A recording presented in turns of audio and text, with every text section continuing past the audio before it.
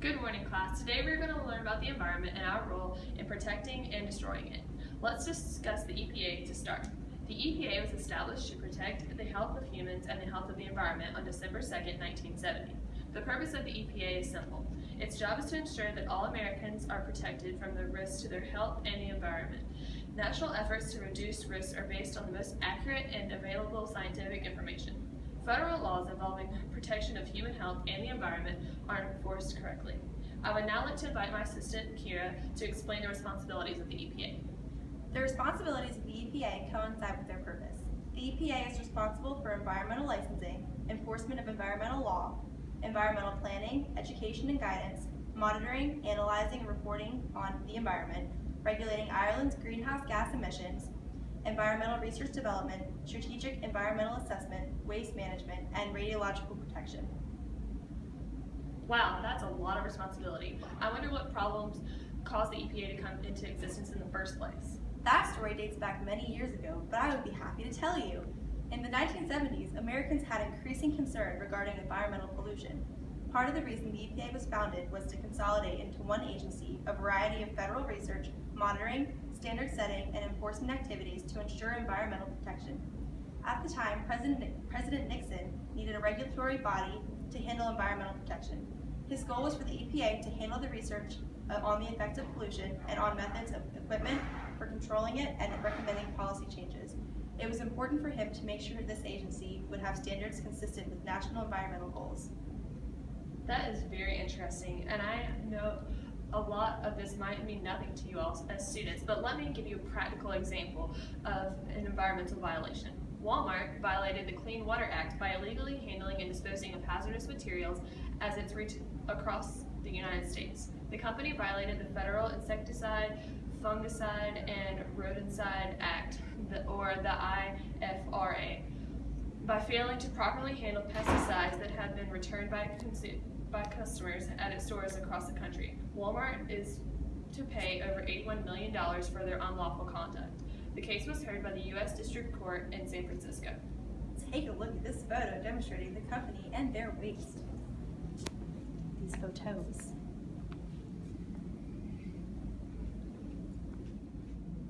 You said they violated the Clean Air Act, but what even is that? The Clean Air Act is a U.S. federal law used to control air pollution on a national level.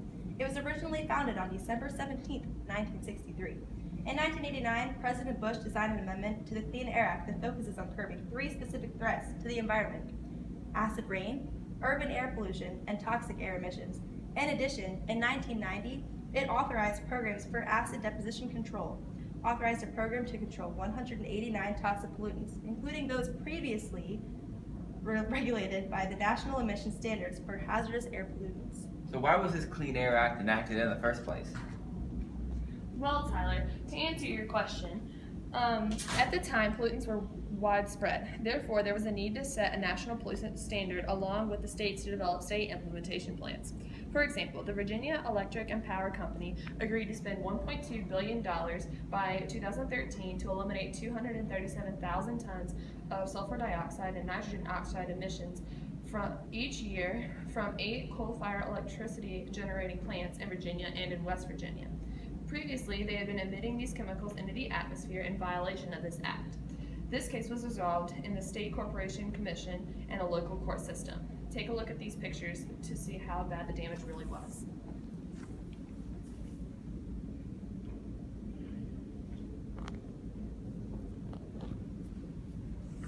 Another act that comes into play is the National Environmental Policy Act.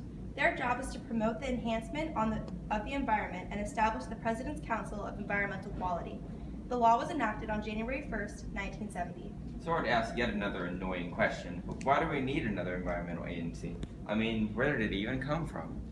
That's not a bad question, Tyler. During the 1930s, rapid industrialization created environmental problems, which were increased even more by World War II.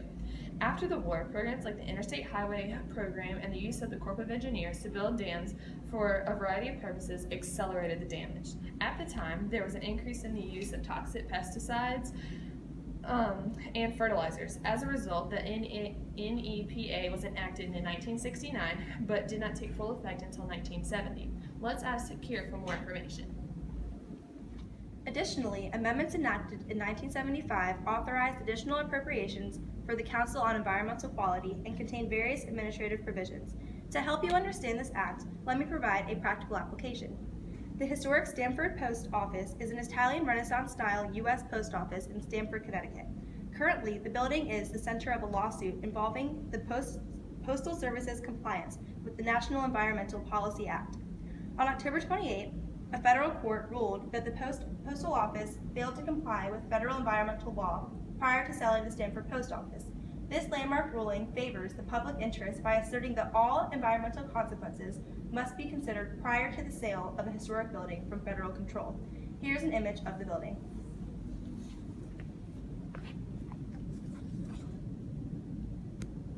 I hate that such an important historic landmark got sold like that. My dad works for the city. He talks about the Clean Water Act all the time. I've heard him throw the term around, but what really is that? The Clean Water Act is the U.S. federal law used to govern water pollution. After the Clean Water Act was passed by Congress, it was vetoed by President Nixon. Although this law was originally vetoed, it was overridden by the Senate and the House. It became an official law on October 18, 1972. To put this into perspective, let's look at an example. For example, we mentioned earlier that Walmart violated the Clean Water Act, as this falls under the environmental category. This case was heard in the U.S. District Court in San Francisco. Take a look at this picture.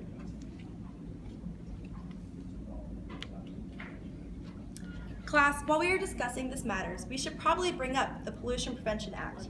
The Pollution Prevention Act focuses industry, government, and public attention on reducing the amount of pollution through cost-effective changes in production, operation, and raw materials use. The Pollution Prevention Act was founded in 1990. The act was originally created as the result of increased industrialization and Congress's expanding knowledge on containing pollution at the source. As a result, on Earth Day, the President announced his commitment to an executive order establishing reduction goals requiring federal agencies to comply with the right to know reporting requirements for toxic chemical waste. This contributes to the support of the Pollution Prevention Act. A company that has recently violated this act was the Harbor Fuel Oil Corporation. It is a fuel storage and distribution company on Nantucket Island in Massachusetts. They face penalties of potentially up to $177,500 for alleged violations of the Federal Clean Water Act. The EPA recently filed a complaint against the company for failing to properly prepare for possible oil spills at the Nantucket facility, in violation of Federal Facility Response Plan requirements as well. The FRP requirements are part of the Federal Oil Pollution Prevention Regulations issued under the Clean Water Act and require facilities to store and distribute oil to have a place and be prepared to implement a plan for containing and cleaning up of oil spills. They require that facilities have the potential for oil spills take every step possible to prevent oil discharges to the nation's rivers, lakes, and oceans through the implementation of spill prevention, control, and countermeasure plans. This case was heard in the local court system. Thank you so much for being so attentive today.